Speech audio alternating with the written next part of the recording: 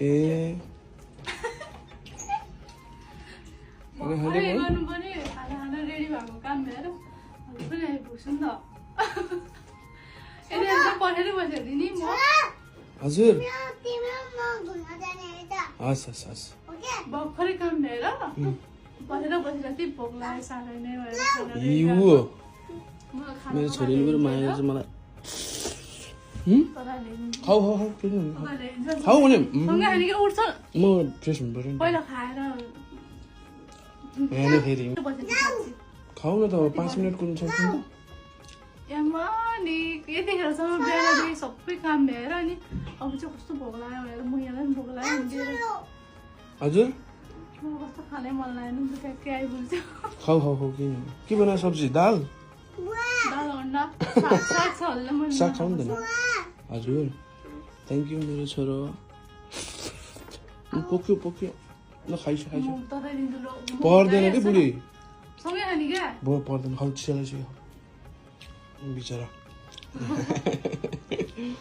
खाऊ खाऊ पर्दैन क्या यस्तो अफर माने होला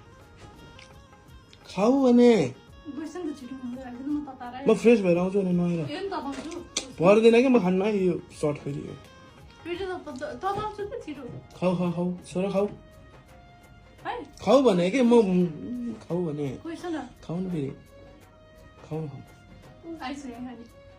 ल बरु एक घाँस खाएर म नुहाउनु जान्छु आइया आइया बुढीको हातको ड्युटीबाट आउने बित्तिकै एक घाँस खाइदिउँ कस्तो म कहाँ हेर्ने दुखिरहेको छ एकचोटि एक घाँस खान्छु म पखन के भन्छ अरे म अन्डा खान्छु नि छोरो अन्डा अन्डा दिन्छु न अन्डा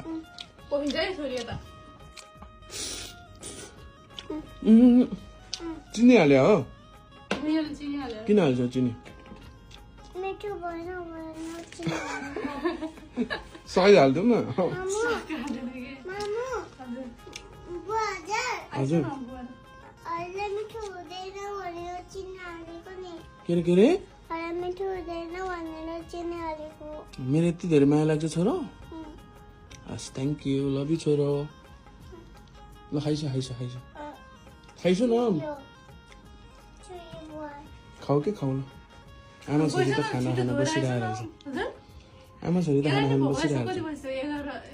छ ओके खाऊ ल